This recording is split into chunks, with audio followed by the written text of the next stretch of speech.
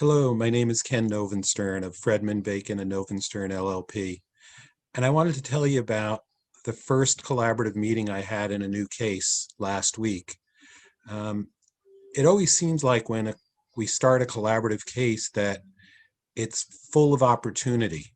And for me, as a collaborative attorney and someone who also does litigation, collaborative law is really that opportunity to um, free oneself. It's liberating as an attorney, the opportunity to say what you really think, the opportunity to come up with options, alternatives, be creative.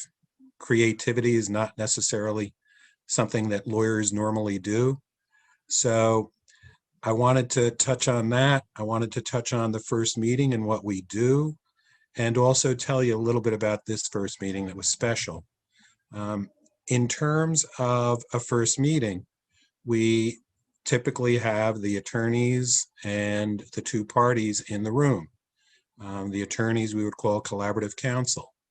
And at that point, we're talking about the collaborative participation agreement, the possibility of bringing other professionals, such as a financial professional or a mental health professional in the case, and how we're going to proceed, and to give both parties an opportunity to say why they selected collaborative, and the attorneys will also say why they practice in the area or in the collaborative law model.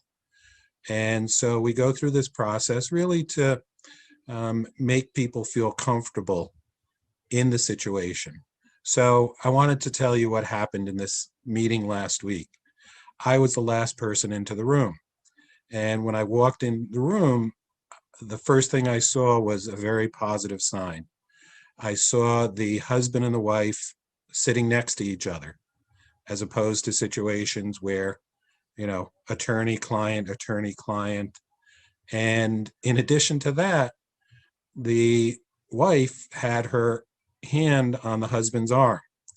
And as we began the meeting, she kept her hand there, and it was obviously comforting to her, and I think to him.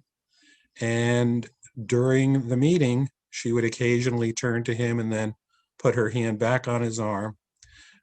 So with collaborative law, you really get these opportunities to see how people interact with each other, hopefully in a positive way, and to be yourself or more of yourself as an attorney, as opposed to being much more guarded in litigation. So I would encourage you to consider collaborative law if you are thinking about starting a divorce. And I would ask that you feel free to contact me if you have any questions. I look forward to meeting you. Take care.